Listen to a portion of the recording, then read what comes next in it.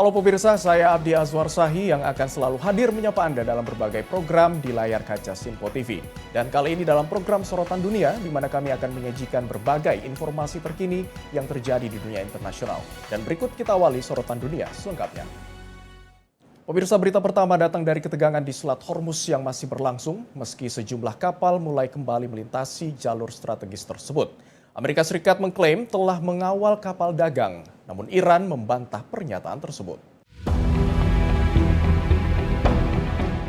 Sejumlah kapal terlihat melintasi Selat Hormuz di tengah pembatasan akses yang masih berlaku. Komando Pusat Amerika Serikat, US Central Command, menyatakan telah mengawal 2 kapal dagang berbendera Amerika melintasi selat tersebut. Menurut pernyataan resmi, kapal perang perusak berpemandu rudal milik Angkatan Laut Amerika Serikat turut mendukung operasi tersebut. Langkah ini disebut sebagai upaya awal untuk memulihkan lalu lintas perdagangan di jalur strategis global. Namun, pihak Islamic Revolutionary Guard Corps atau IRGC membantah klaim dari pihak Amerika dan menyebut hal tersebut tidak benar. Sebelumnya, Presiden Amerika Serikat Donald Trump mengumumkan blokade terhadap pelabuhan Iran. Keputusan itu diambil setelah Iran menyatakan akan menutup Selat Hormuz bagi negara yang dianggap tidak bersahabat. Kondisi ini merupakan dampak lanjutan dari eskalasi konflik sejak akhir Februari lalu, saat operasi militer bersama Amerika Serikat dan Israel menargetkan Iran. Meski gencatan senjata telah diberlakukan, proses diplomasi antara kedua pihak masih belum menunjukkan kemajuan signifikan. Situasi di kawasan Teluk pun masih dipantau ketat, mengingat pentingnya Selat Hormuz bagi distribusi energi dunia. Tim redaksi Simpo TV melaporkan.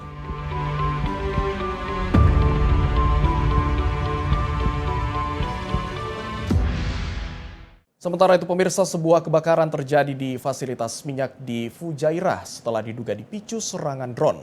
Hal ini terjadi di tengah meningkatnya ketegangan di kawasan Timur Tengah.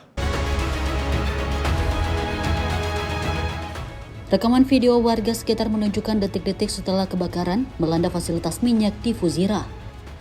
Dengan kepulan asap tebal membumbung tinggi ke udara, otoritas Uni Emirat Arab menyatakan kebakaran dipicu oleh serangan drone yang diduga diluncurkan dari Iran. Kementerian Pertahanan Uni Emirat Arab juga mengungkapkan pihaknya berhasil mencegat sedikitnya 15 misil dan 4 drone dalam serangan tersebut. Tim pemadam kebakaran segera diterjunkan untuk mengendalikan api. Sementara sejumlah orang dilaporkan mengalami luka-luka dan dilarikan ke rumah sakit.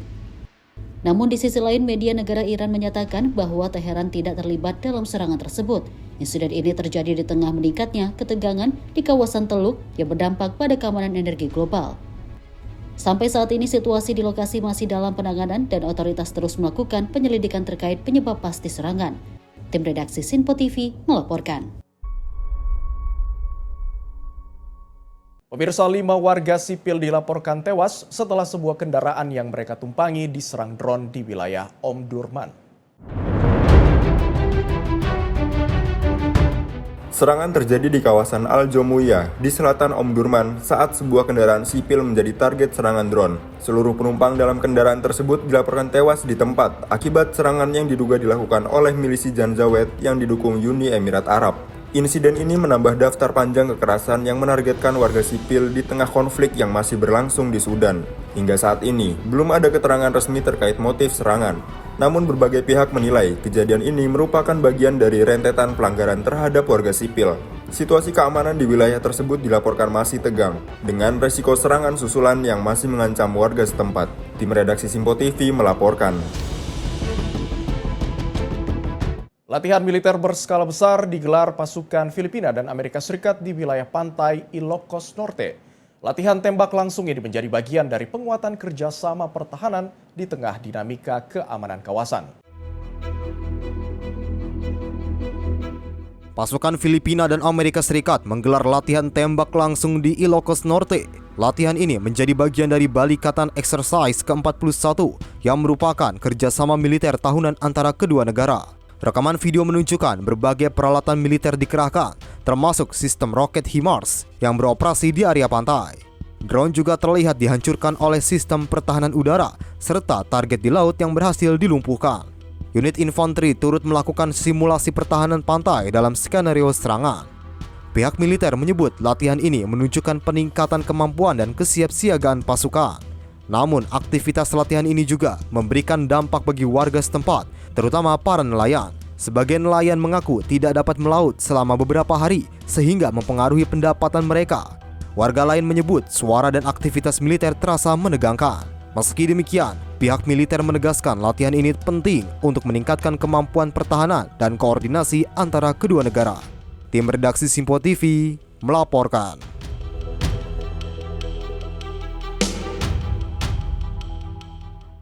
Militer Amerika Serikat melancarkan serangan terhadap sebuah kapal yang diduga terlibat penyelundupan narkoba di Laut Karibia. Insiden ini menewaskan 2 orang yang diduga terlibat dalam aktivitas narkoterorisme. Militer Amerika menyatakan serangan dilakukan terhadap kapal yang diduga beroperasi di jalur penyelundupan narkoba di kawasan Laut Karibia. Dalam serangan tersebut, 2 orang dilaporkan tewas dan disebut sebagai pihak yang terlibat dalam aktivitas narkoterorisme. Operasi ini merupakan bagian dari kampanye militer Amerika Serikat yang menargetkan jaringan penyelundupan narkoba di kawasan Amerika Latin dan sekitarnya. Namun, langkah ini juga menuai kritik dari berbagai pihak yang menilai serangan tersebut berpotensi melanggar hukum internasional dan dipertanyakan dasar buktinya. Hingga saat ini, tidak ada laporan korban dari pihak militer Amerika dalam insiden tersebut. Tim redaksi Simpo TV melaporkan. Mahkamah Agung Amerika Serikat secara resmi memulihkan akses luas terhadap pil aborsi mifepriston pada hari Senin waktu setempat. Keputusan ini sekaligus membatalkan aturan pembatasan yang sebelumnya sempat diumumkan oleh Pengadilan Banding Federal di Louisiana. Hakim Agung Samuel Alito menandatangani perintah yang mengizinkan perempuan untuk kembali mendapatkan pil aborsi di apotik maupun melalui pengiriman pos. Keputusan ini menangguhkan pembatasan baru dari Pengadilan Banding Federal Louisiana yang sebelumnya mewajibkan distribusi obat hanya secara tatap muka di klinik. Data menunjukkan mayoritas tindakan aborsi di Amerika Serikat saat ini menggunakan metode pil. Bahkan 1 dari 4 tindakan aborsi secara nasional memanfaatkan layanan telemedis atau resep jarak jauh. Praktik ini tetap berjalan baik di negara bagian yang melegalkan maupun yang melarang aborsi. Sebelumnya, produsen mifepriston mengajukan banding darurat dan meminta Mahkamah Agung untuk turun tangan. Perintah Hakim Alito ini akan tetap berlaku selama proses hukum berlanjut, seiring pertimbangan matang dari para Hakim Agung terhadap isu tersebut. Ketetapan ini menjadi angin segar bagi penyedia layanan kesehatan yang sempat terhambat aturan ketat pada awal Mei lalu. Mahkamah Agung kini memberikan waktu bagi kedua belah pihak untuk memberikan tanggapan lebih lanjut sebelum keputusan final diambil. Tim redaksi Simpo TV melaporkan.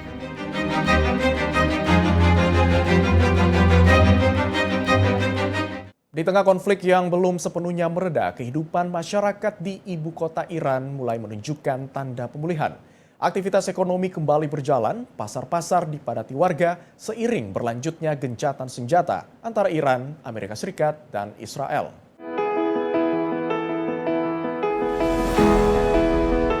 Suasana pasar Tatris di Tehran tampak kembali ramai. Warga terlihat berbelanja dan menjalankan aktivitas sehari-hari seperti biasa. Keramaian ini menunjukkan kembalinya denyut kehidupan di tengah masa gencatan senjata. Sejumlah warga mengungkapkan optimisme mereka menyebut masyarakat Iran memiliki ketahanan kuat dalam menghadapi krisis. Mereka menilai rakyat Iran selalu mampu bangkit dari keterpurukan dan terus membangun kembali kehidupan mereka. Di sisi lain, sebagian warga memilih tetap bertahan di kota sebagai bentuk dukungan terhadap negara dan pemimpin mereka. Mereka menganggap kehadiran di ibu kota menjadi simbol keteguhan di tengah konflik. Meski aktivitas mulai normal, situasi geopolitik masih belum sepenuhnya stabil.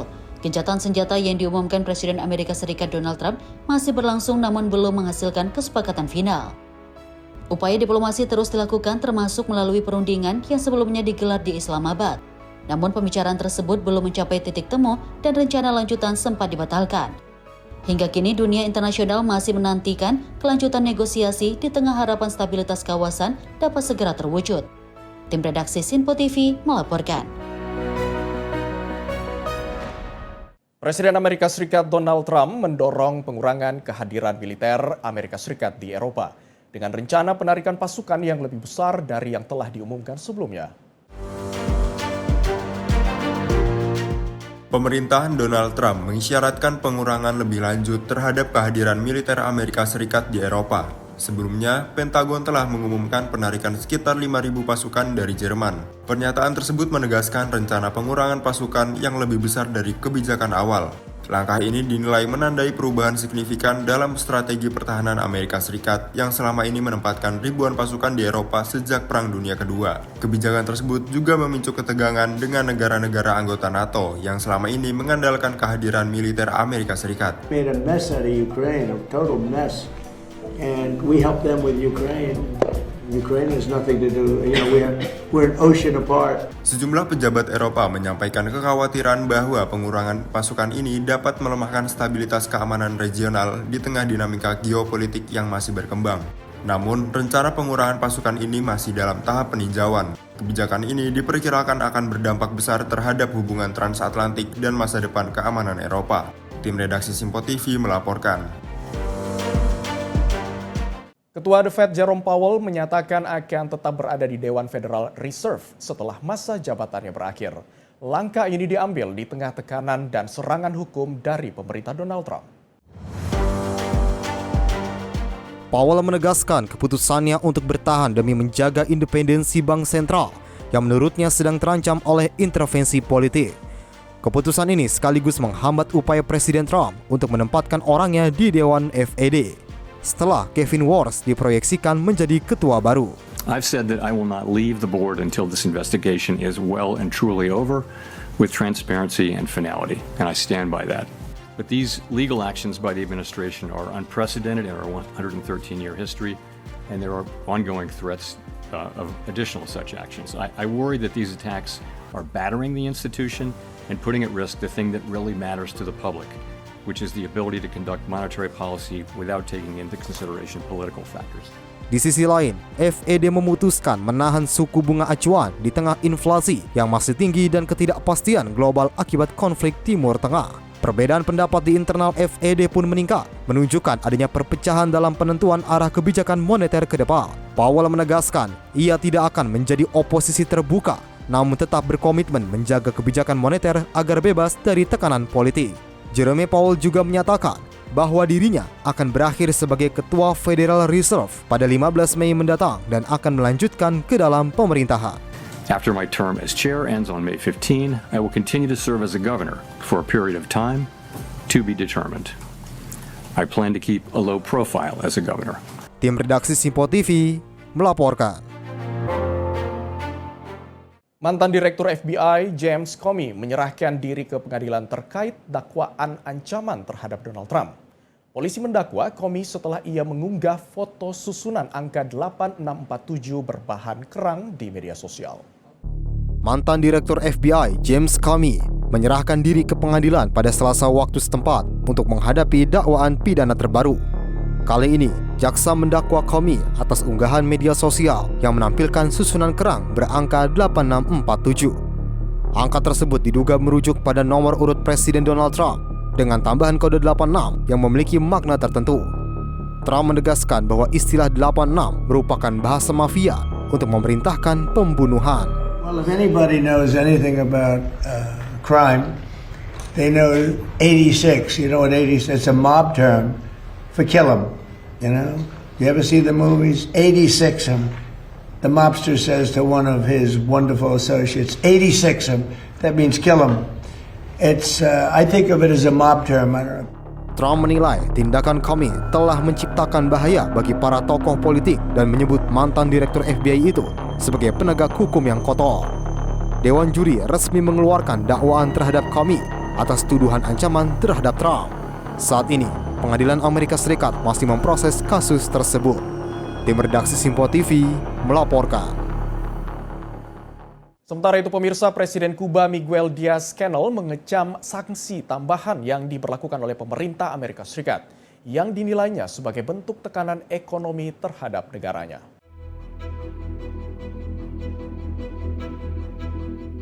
Miguel Diaz-Canel menyatakan sanksi terbaru tersebut menargetkan tidak hanya Kuba, namun juga pihak lain yang menjalin hubungan dagang dengan negara itu. Menurutnya, kebijakan tersebut merupakan bentuk tekanan ekonomi yang dinilai tidak adil. Desde la óptica de las relaciones internacionales, esta orden ejecutiva es un caso de injerencia directa y unilateralmente por parte de Estados Unidos. Es un acto de intromisión inaceptable en los asuntos internos de otra nación.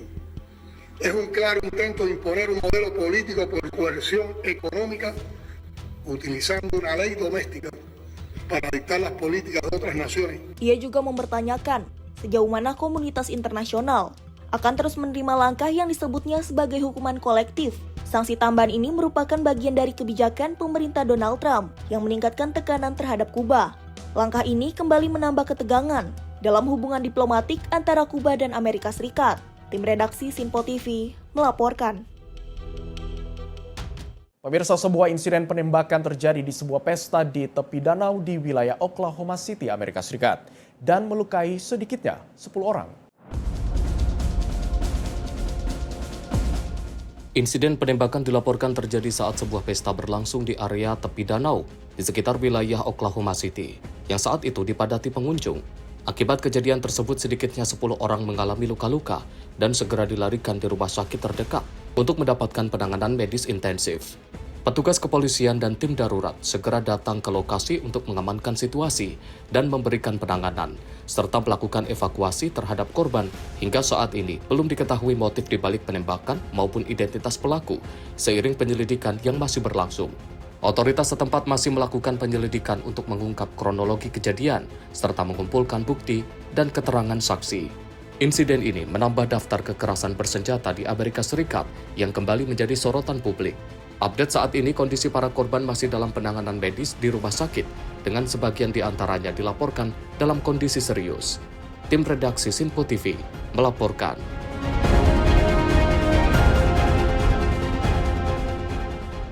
Pemirsa, Israel menghancurkan terowongan di Lebanon Selatan. Informasi selengkapnya akan kami hadirkan usai jeda. Jangan kemana-mana, tetaplah bersama kami.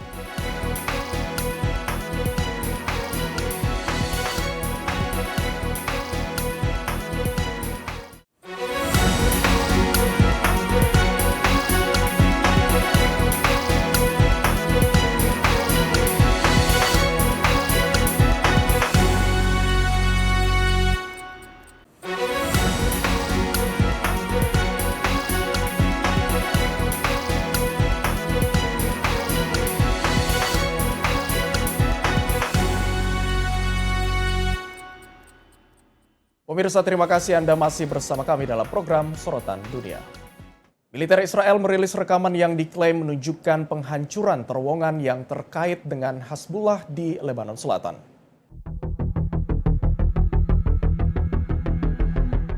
Rekaman yang dirilis oleh Israel menunjukkan ledakan besar di wilayah Lebanon Selatan.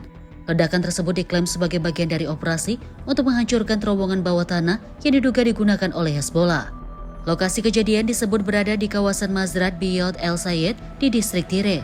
Rekaman menunjukkan kepulan asap tebal membumbung dari titik ledakan setelah operasi dilakukan. Namun demikian, waktu perekaman video belum dapat diverifikasi secara independen. Operasi militer ini terjadi di tengah konflik antara Israel Defense Force dan Hezbollah yang terus berlangsung. Sebelumnya, kedua pihak telah menyetujui gencatan senjata yang kemudian diperpanjang. Namun situasi di lapangan masih tetap tegang dengan risiko eskalasi lebih lanjut. Hingga saat ini, dampak operasi tersebut masih dalam pemantauan oleh berbagai pihak internasional.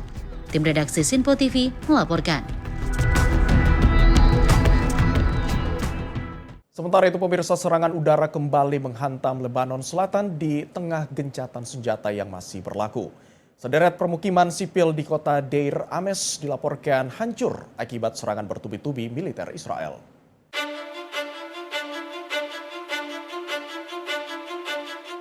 Sejumlah rumah warga di kota Deir Ames, Lebanon Selatan hancur setelah digempur serangan udara Israel.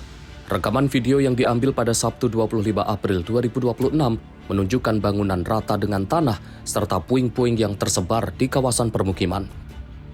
Setidaknya 3 serangan udara dilaporkan menghantam area tersebut secara beruntun.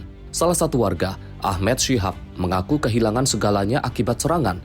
Ia menyebut rumah yang dibangun selama 15 tahun kini hancur dan memaksanya hidup tanpa tempat tinggal. Serangan ini terjadi setelah militer Israel mengeluarkan peringatan evakuasi yang meminta warga menjauh setidaknya 1.000 meter dari lokasi target. Pihak Israel mengklaim serangan menargetkan struktur militer yang disebut digunakan oleh kelompok Hizbullah untuk melancarkan serangan roket. Namun serangan yang terjadi di area sipil memicu kekhawatiran terkait dampak kemanusiaan di wilayah tersebut. Situasi ini terjadi di tengah gencatan senjata antara Israel dan Lebanon yang telah diperpanjang, namun belum sepenuhnya menghentikan aksi militer di lapangan. Militer Israel juga dilaporkan menetapkan zona terbatas di Lebanon Selatan yang melarang warga kembali ke sejumlah wilayah. Tim redaksi Simpo TV melaporkan. Suasana duka menyelimuti Lebanon Selatan saat 3 petugas pertahanan sipil dimakamkan setelah tewas dalam serangan udara yang diduga dilancarkan Israel. Ketiganya gugur saat menjalankan misi kemanusiaan di tengah konflik yang belum mereda. 3 petugas pertahanan sipil dikebumikan dalam upacara militer di kota Tyre, Lebanon Selatan. Rekaman video menunjukkan suasana haru saat warga dan petugas berkumpul mengiringi peti jenazah dengan penghormatan resmi. Sejumlah warga terlihat menangis saat prosesi berlangsung. Ketiga korban dilaporkan tewas dalam serangan yang terjadi di kota Majdal Zon pada Selasa 28 April 2026. Mereka sedang menjalankan misi penyelamatan untuk mengevakuasi korban dari bawah reruntuhan, saat kemudian kembali menjadi target serangan. Pihak pertahanan sipil menegaskan, tugas mereka adalah menyelamatkan nyawa, meski harus menghadapi resiko besar di tengah konflik yang berlangsung. Keluarga korban menyebut ketiganya gugur saat berusaha menolong sesama, dan menilai serangan tersebut sebagai tindakan tanpa belas kasih. Militer Israel belum memberikan komentar terkait insiden ini. Namun sebelumnya, Israel menyatakan operasi militer di Lebanon Selatan masih menargetkan posisi yang disebut berkaitan dengan Hezbollah. Israel juga masih memberlakukan pembatasan pergerakan di sejumlah wilayah dekat Sungai Litani. Insiden ini terjadi di tengah gencatan senjata yang diumumkan oleh Presiden Amerika Serikat Donald Trump dan telah diperpanjang selama 3 pekan. Meski demikian, serangan dan ketegangan di perbatasan masih terus berlangsung. Tim redaksi Simpo TV melaporkan.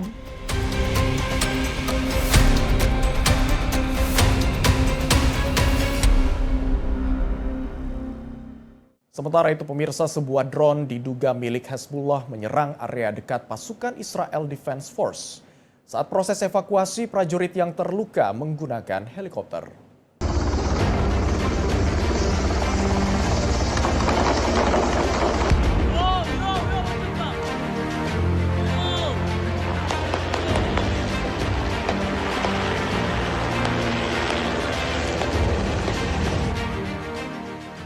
Insiden serangan drone terjadi di wilayah Lebanon Selatan, tepatnya di sekitar kota Taibeh, yang merupakan salah satu titik rawan konflik di perbatasan.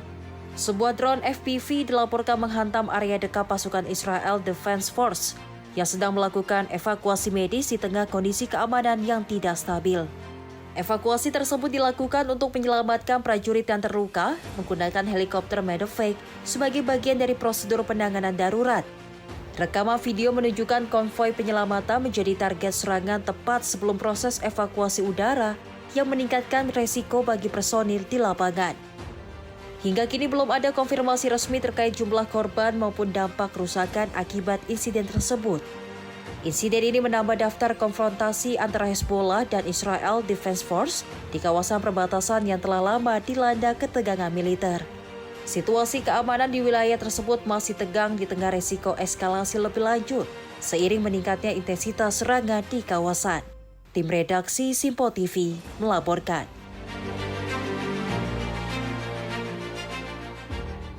Kelompok Hezbollah merilis rekaman yang diklaim menunjukkan serangan drone terhadap pasukan Israel di wilayah Lebanon Selatan, yang disebut menargetkan posisi pasukan serta area operasi militer di sekitar garis perbatasan.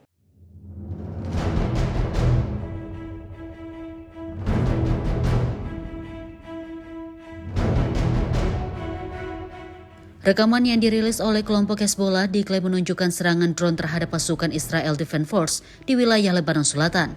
Dalam video tersebut terlihat sebuah drone melakukan serangan ke arah sekumpulan pasukan di sekitar area terbuka. Hezbollah menyebut serangan pertama terjadi di wilayah Taibeh yang menargetkan pasukan Israel yang sedang beroperasi di lokasi tersebut. Rekaman lain diklaim menunjukkan serangan lanjutan saat proses evakuasi medis terhadap prajurit yang terluka. Dalam video tersebut, drone terlihat mendekat ke area pendaratan helikopter sebelum terjadi ledakan. Hingga kini belum ada konfirmasi resmi dari pihak Israel Defense Force terkait klaim serangan tersebut. Insiden ini menambah ketegangan di perbatasan Lebanon Selatan yang dalam beberapa waktu terakhir kembali memanas. Pertukaran serangan antara Hezbollah dan pasukan Israel terus terjadi di tengah risiko eskalasi lebih lanjut. Situasi keamanan di kawasan tersebut masih sangat dinamis dan terus dipantau oleh berbagai pihak. Tim redaksi Simpo TV melaporkan. Kekerasan kembali terjadi di tepi barat setelah sejumlah pemukim Israel menyerang desa Jalut di selatan Nablus. Serangan ini menyebabkan kerusakan luas dan memaksa sejumlah warga meninggalkan rumah mereka.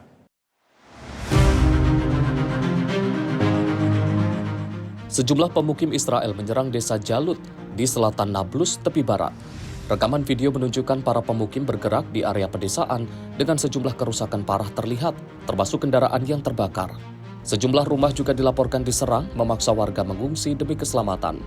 Kepala Dewan Desa menyebut serangan ini sebagai aksi yang belum pernah terjadi sebelumnya dengan target meliputi lahan dan permukiman warga. Warga mengungkapkan lebih dari 100 pemukim terlibat dalam serangan dengan membawa bahan bakar dan membakar berbagai fasilitas termasuk rumah, mobil, dan fasilitas umum.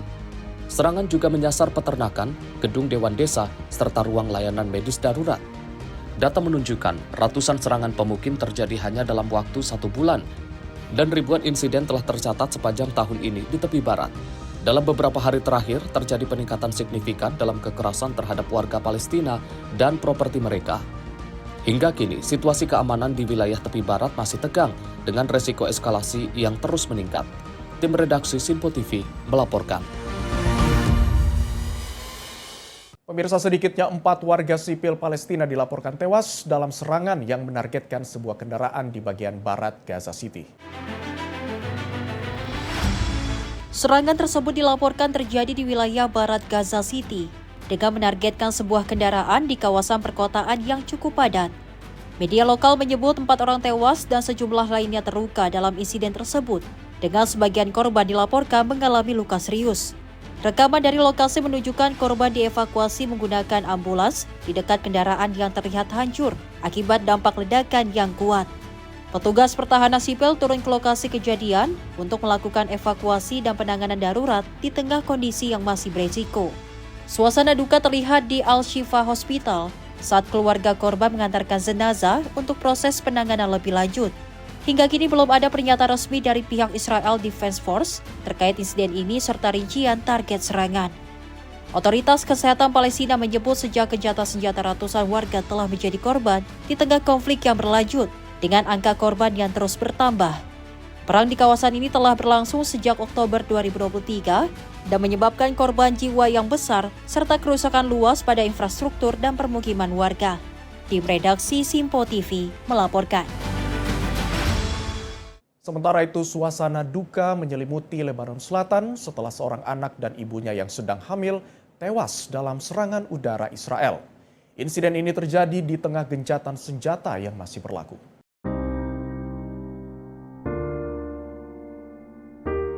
Warga desa Tair Deba menggelar prosesi pemakaman bagi seorang anak perempuan berusia 4 tahun dan ibunya yang sedang hamil.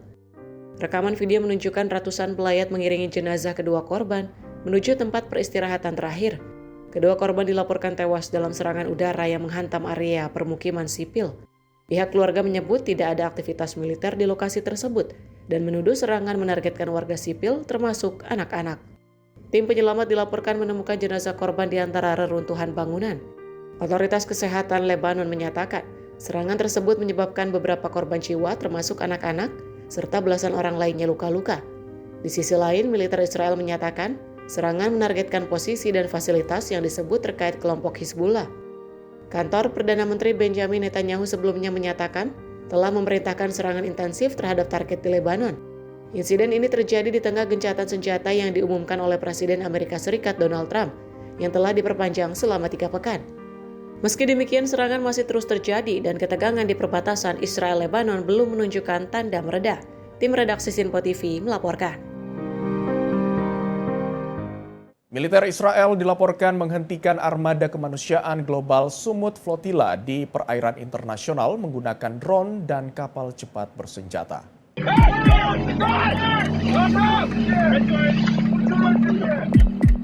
Penyelenggara menyebut kapal mereka dikepung dan dipaksa berhenti oleh pasukan Israel dengan senjata dan laser diarahkan ke arah peserta. Komunikasi dengan 11 kapal dilaporkan terputus, sementara media Israel menyebut 7 kapal telah dikuasai. Sumber Israel menyatakan operasi dilakukan untuk mencegah armada mencapai wilayah Gaza dan menyebut aksi tersebut sebagai penegakan keamanan. Namun juru bicara flotila menegaskan penyerbuan ini merupakan pelanggaran hukum internasional karena terjadi ratusan mil dari wilayah Israel. Mereka menyebut tindakan ini sebagai penahanan ilegal dan mendesak pemerintah dunia segera bertindak melindungi lebih dari 400 warga sipil di atas kapal.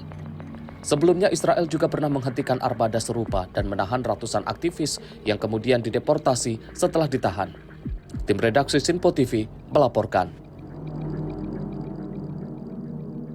Ratusan aktivis pro-Palestina menggelar aksi di ibu kota Italia, Roma, menyusul intersepsi flotila bantuan menuju Gaza oleh militer Israel. Ratusan massa menggelar aksi unjuk rasa di jalanan Roma sebagai bentuk solidaritas terhadap Palestina. Mereka membawa bendera dan spanduk solidaritas serta menyalakan suar sebagai bentuk protes terhadap situasi yang terjadi di Gaza. Aksi ini digelar menyusul intersepsi terhadap flotila Global Sumut yang menuju Gaza Strip. Dengan misi kemanusiaan, pihak flotila menyebut ratusan aktivis telah ditahan setelah kapal mereka dihentikan oleh militer Israel. Mereka juga menuduh intersepsi tersebut terjadi di perairan internasional dan melanggar hukum internasional. Sementara itu, otoritas Israel menyatakan sejumlah aktivis akan dibawa ke negara ketiga untuk proses lebih lanjut. Aksi protes di Roma berlangsung damai meski diwarnai orasi dan seruan solidaritas dari para peserta aksi. Flotila Global Sumut sebelumnya berangkat dari Barcelona dengan ratusan peserta dari berbagai negara yang ingin menyalurkan bantuan ke Gaza. Hingga saat ini situasi terkait intersepsi masih menjadi sorotan internasional di tengah ketegangan yang berlanjut di kawasan Timur Tengah. Tim redaksi Sinpo TV melaporkan. Di tengah konflik yang belum sepenuhnya mereda, kehidupan masyarakat di ibu kota Iran mulai menunjukkan tanda pemulihan. Aktivitas ekonomi kembali berjalan, pasar-pasar dipadati warga seiring berlanjutnya gencatan senjata antara Iran, Amerika Serikat, dan Israel.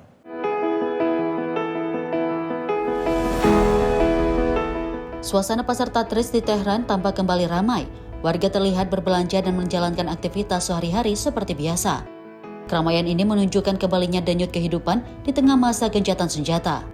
Sejumlah warga mengungkapkan optimisme mereka menyebut masyarakat Iran memiliki ketahanan kuat dalam menghadapi krisis. Mereka menilai rakyat Iran selalu mampu bangkit dari keterpurukan dan terus membangun kembali kehidupan mereka. Di sisi lain, sebagian warga memilih tetap bertahan di kota sebagai bentuk dukungan terhadap negara dan pemimpin mereka. Mereka menganggap kehadiran di ibu kota menjadi simbol keteguhan di tengah konflik. Meski aktivitas mulai normal, situasi geopolitik masih belum sepenuhnya stabil. Gencatan senjata yang diumumkan Presiden Amerika Serikat Donald Trump masih berlangsung namun belum menghasilkan kesepakatan final. Upaya diplomasi terus dilakukan termasuk melalui perundingan yang sebelumnya digelar di Islamabad. Namun pembicaraan tersebut belum mencapai titik temu dan rencana lanjutan sempat dibatalkan. Hingga kini dunia internasional masih menantikan kelanjutan negosiasi di tengah harapan stabilitas kawasan dapat segera terwujud. Tim redaksi Sinpo TV melaporkan. Pemirsa, cuaca panas ekstrim melanda Arab Saudi. Jemaah haji harus waspada. Informasi selengkapnya akan kami hadirkan usai jeda berikut ini. Jangan kemana-mana, tetaplah bersama kami.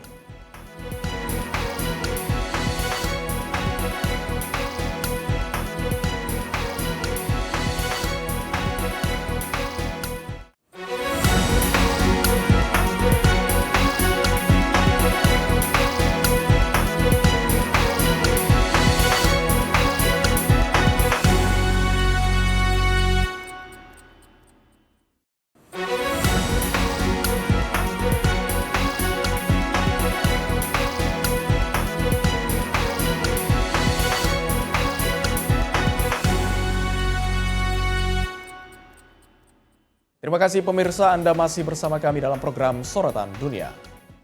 Pemirsa, pemerintah mengingatkan jemaah haji Indonesia untuk meningkatkan kewaspadaan terhadap suhu ekstrim di kota Mekah yang dalam beberapa hari ke depan diperkirakan mencapai 43 derajat Celcius. Suhu panas ekstrim juga terjadi di kota-kota lain di Arab Saudi termasuk di Madinah Al-Munawwaroh.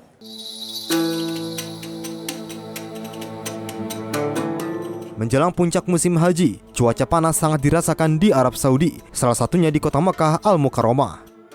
Hal ini disebabkan saat ini telah memasuki musim panas.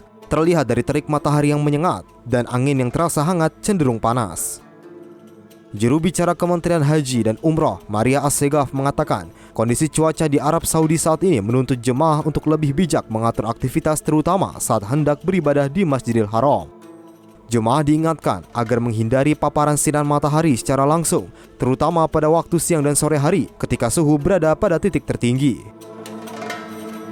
Sekalian mengingat cuaca hari ini di Mekah diperkirakan dapat mencapai 43 derajat Celcius, kami terus tak bosan-bosan menghimbau kepada seluruh jemaah untuk mengatur waktu keberangkatan ke Masjidil Haram dengan baik, kemudian mengantisipasi cuaca panas dengan menggunakan alat pelindung diri, perbanyak minum air putih, menghindari aktivitas berat di siang hari, dan kemudian segera melapor kepada petugas jika mengalami berbagai gangguan kesehatan.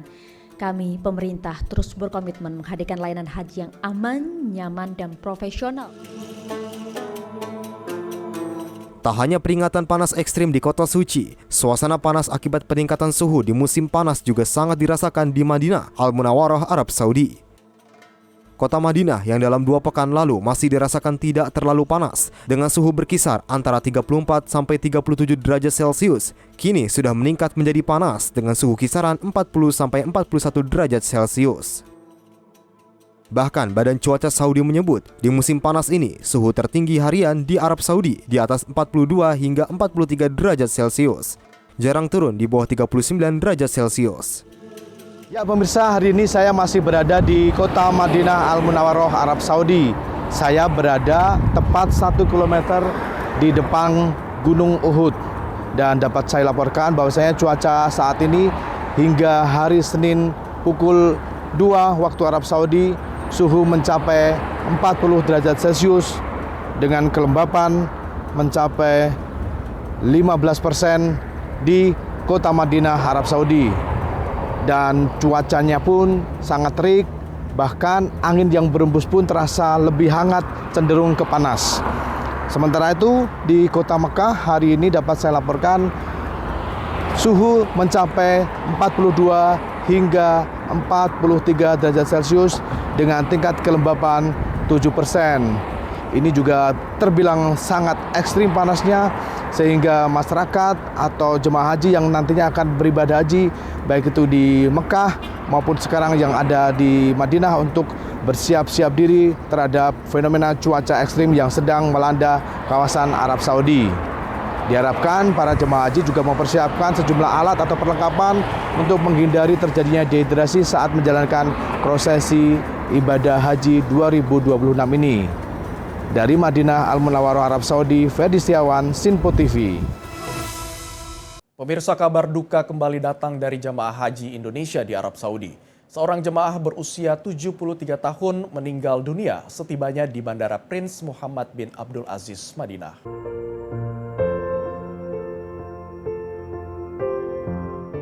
Jemaah atas nama Sudarno merupakan rombongan kloter 14 embarkasi Kertajati, Jawa Barat, meninggal dunia setibanya di Bandara Amir usai mengalami penurunan kesadaran saat proses kedatangan. Kepala PPIH Daerah Kerja Bandara, Abdul Basir, menjelaskan almarhum sempat menjalani pemeriksaan imigrasi sebelum kondisinya tiba-tiba menurun. Setelah diperiksa di klinik bandara, petugas medis memutuskan Sudarno membutuhkan perawatan lanjutan hingga dirujuk ke Rumah Sakit Al-Muwassat. Namun tak lama setelah tiba di rumah sakit, almarhum dinyatakan meninggal dunia sekitar pukul 23.00 waktu Arab Saudi.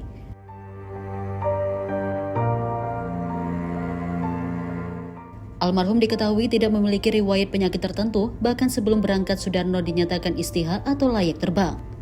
Jenazah almarhum telah dimakamkan di pemakaman setempat pada pagi harinya. Dengan demikian, hingga Senin pagi jumlah total jemaah haji yang meninggal mencapai 8 orang. Petugas mengimbau seluruh jemaah haji Indonesia agar lebih peka terhadap kondisi kesehatan selama perjalanan, terutama bagi jemaah lanjut usia.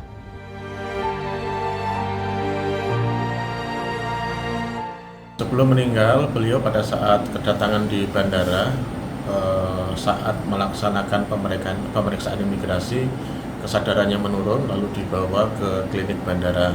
Pada saat diperiksa di klinik bandara, diputuskan membutuhkan perawatan lanjutan dan dirujuk ke Rumah Sakit Al-Muwassat. Sesaat di Rumah Sakit Al-Muwassat sudah dinyatakan meninggal dunia sekitar pukul 23 lebih sedikit. Almarhum tidak memiliki riwayat penyakit tertentu, dan pada saat menjelang keberangkatan juga sudah diperiksa oleh tim kesehatan embarkasi. Beliau dinyatakan istiqoah dan layak terbang, sehingga memang tidak ada gejala penyakit tertentu. Kami perlu menghimbau kepada para jamaah haji ketika di dalam perjalanan merasakan kondisi kesehatannya yang kurang baik, seharusnya dia segera menghubungi petugas kloter yang sudah tersedia di masing-masing kloter. Selanjutnya, ketika jamaah sudah tiba di Bandara Madinah maupun nanti gelombang 2 di Bandara Jeddah, ketika merasakan keluhan tertentu juga segera bisa melaporkan kepada petugas. Jumlah petugas kita cukup banyak, dan di setiap titik kedatangan jamaah kita juga menyediakan petugas kesehatan.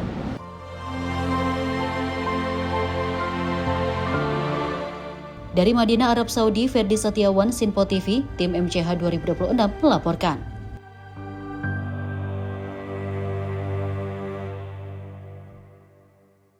Kita beralih ke informasi lain, pemirsa. Ribuan warga di Srinagar, India menggelar aksi massal untuk menolak penyalahgunaan narkoba.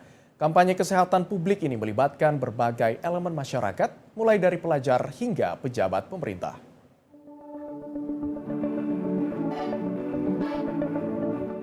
Ribuan orang turun ke jalan di Srinagar dalam aksi kampanye melawan penyalahgunaan narkoba. Aksi dimulai dari TRC Ground dengan pelepasan oleh Letnan Gubernur Manoj Sinha. Para peserta berjalan menyusuri rute utama kota hingga berakhir di Lal Chowk. Mereka membawa berbagai spanduk dan plakar yang berisi pesan bahaya narkoba sebagai bentuk edukasi kepada masyarakat. Aksi ini melibatkan pelajar, pelaku usaha, kelompok masyarakat sipil, serta pejabat pemerintah. Tenaga kesehatan menyebut perang melawan narkoba membutuhkan peran aktif seluruh lapisan masyarakat. Sementara itu, pejabat setempat menegaskan bahwa penyalahgunaan narkoba telah menjadi ancaman serius bagi generasi muda. Dalam kegiatan ini juga digelar edukasi publik dan kampanye ikrar bersama untuk menolak narkoba. Mahasiswa seni rupa turut berpartisipasi dengan membuat lukisan langsung yang menggambarkan dampak buruk narkoba. Aksi ini menjadi bagian dari gerakan kolektif untuk meningkatkan kesadaran dan melindungi generasi muda dari bahaya narkotika. Tim redaksi Sinpo TV melaporkan.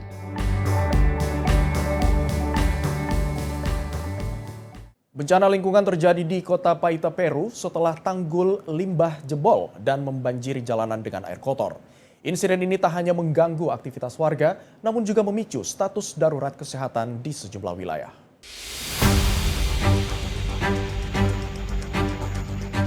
Rekaman video menunjukkan jalanan di Paita tergenang air limbah setelah terjadi jebolnya tanggul penampung. Sejumlah kendaraan termasuk sepeda motor terlihat terhambat akibat genangan yang menutupi jalan. Insiden terjadi di wilayah Paita Alta dan diduga berawal dari pekerjaan proyek jalan yang dilakukan kontraktor. Perusahaan penyedia layanan air, Epsgrau, menyebut kontraktor membuat saluran sementara untuk mengalirkan limbah tanpa izin. Akibatnya, terjadi penumpukan air limbah yang akhirnya menyebabkan struktur penahan jebol. Luapan limbah kemudian mengalir ke jalan dan pemukiman warga. Pihak berwenang menghentikan sementara pasokan air bersih di sektor El Tablazo hingga kondisi kembali normal. Di sektor San Martin Oriente, sejumlah rumah terdampak dan siswa dari sekolah San Francisco terpaksa dievakuasi. Langkah ini diambil untuk menghindari risiko kesehatan akibat paparan air limbah. Hingga saat ini, belum ada data resmi terkait jumlah rumah dan kendaraan yang terdampak. Pihak berwenang masih melakukan penanganan dan penyelidikan terkait insiden ini.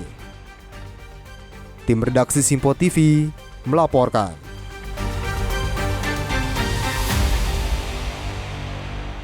Partai berkuasa di India, Bharatiya Janata Party, berhasil mencetak kemenangan penting.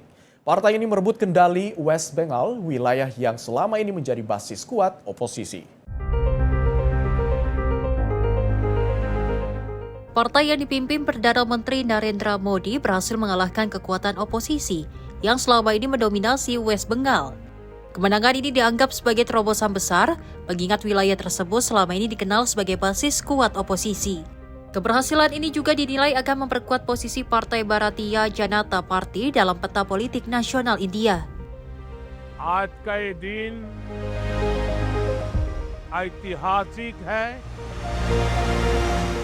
अभूतपूर्व है।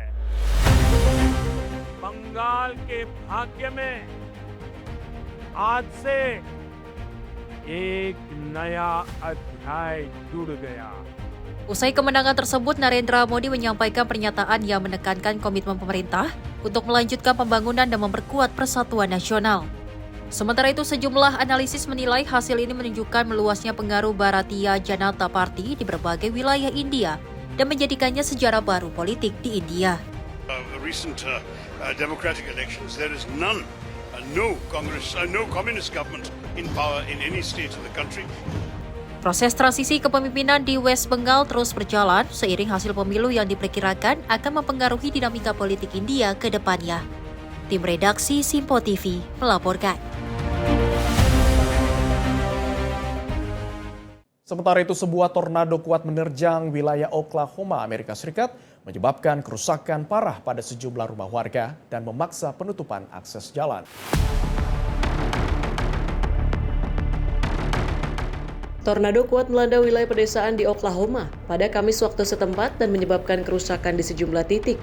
Angin kencang merobek atap bangunan dan merobohkan tiang listrik di sejumlah area terdampak, serta menyebabkan gangguan infrastruktur.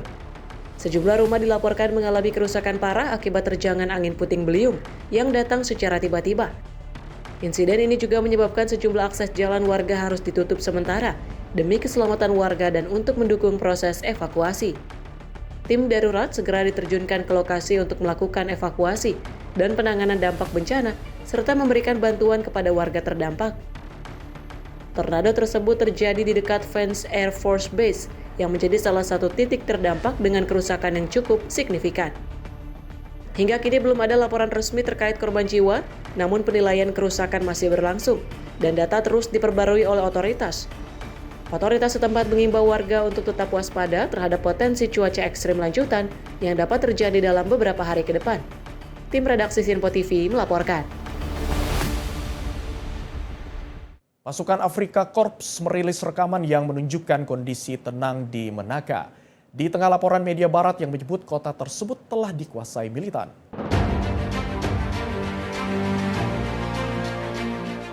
Rekaman situasi yang dirilis oleh Afrika Korps menunjukkan suasana jalanan di Menaka dalam kondisi tenang.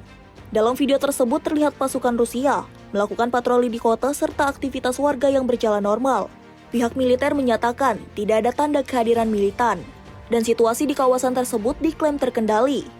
Klaim ini muncul setelah sebelumnya media barat melaporkan bahwa Menaka telah dikuasai kelompok militan. Kementerian Pertahanan Rusia menyebut pasukannya bersama militer Mali akan terus melanjutkan operasi untuk menangani kelompok bersenjata. Sebelumnya, dilaporkan terjadi serangan oleh kelompok yang berafiliasi dengan Jamaat Nusrat al-Islam wal Muslimin dan kelompok separatis lainnya. Pemerintah Mali menilai konflik tersebut sebagai bagian dari upaya destabilisasi yang melibatkan berbagai pihak. Situasi keamanan di negara itu dinilai masih rawan akibat aktivitas kelompok militan dan konflik bersenjata yang berlarut-larut. Hingga kini, perkembangan di lapangan masih terus dipantau oleh pihak berwenang. Tim redaksi Simpo TV melaporkan. Sementara itu, pemirsa, serangan drone yang dikaitkan dengan Rusia menargetkan wilayah Odessa, Ukraina, dan menyebabkan 2 orang tewas serta memicu kebakaran di sejumlah fasilitas pelabuhan yang menambah kerusakan infrastruktur di kawasan tersebut. Serangan drone dilaporkan menghantam wilayah Odessa pada malam hari di tengah meningkatnya intensitas serangan udara di kawasan tersebut. Akibat serangan tersebut, 2 orang dilaporkan tewas dan sejumlah infrastruktur mengalami kerusakan, termasuk fasilitas sipil dan area logistik. Drone juga menargetkan fasilitas pelabuhan yang menyebabkan kebakaran di area tersebut serta mengganggu aktivitas distribusi dan operasi pelabuhan. Tim darurat segera diterjunkan untuk memadamkan api dan menangani dampak serangan dengan mengerahkan personil dan peralatan pemadam ke lokasi. Kebakaran dilaporkan berhasil dikendalikan setelah upaya pemadaman yang dilakukan petugas meski proses pendinginan masih berlangsung di sejumlah titik. Hingga saat ini belum ada rincian lanjut terkait kerusakan total maupun korban tambahan seiring proses pendataan yang masih berjalan. Serangan ini menambah daftar insiden yang menargetkan infrastruktur penting di wilayah Ukraina sejak konflik berlangsung dalam beberapa waktu terakhir. Situasi keamanan di kawasan tersebut masih tegang di tengah konflik yang berlangsung dan risiko serangan lanjutan yang masih terbuka. Tim redaksi Simpo TV melaporkan. Sebuah insiden terjadi di jalan tol New Jersey, Amerika Serikat saat roda pesawat United Airlines lepas dan menghantam sebuah truk roti. Pengemudi truk mengalami luka ringan dan dilarikan ke rumah sakit.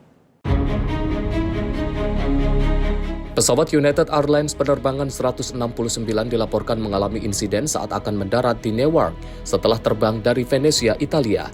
Saat melintasi jalan tol di New Jersey, pesawat tersebut menabrak tiang lampu yang menyebabkan roda terlepas dan menghantam kaca jendela truk roti yang melintas. Truk tersebut sedang menuju Newark dengan membawa muatan produk roti, namun bagian trailer dilaporkan tidak mengalami kerusakan. Pengemudi truk mengalami luka gores ringan dan telah mendapatkan perawatan medis. Hingga saat ini, pihak Federal Aviation Administration dan otoritas pelabuhan New York dan New Jersey masih melakukan penyelidikan terkait insiden ini. Tim redaksi Sinpo TV melaporkan. Pemirsa, informasi tadi sekaligus mengakhiri perjumpaan kita dalam program Sorotan Dunia edisi kali ini. Akhir kata saya Abdi Azwar Sahi mewakili seluruh kerabat kerja yang bertugas, pamit undur diri. Sampai jumpa.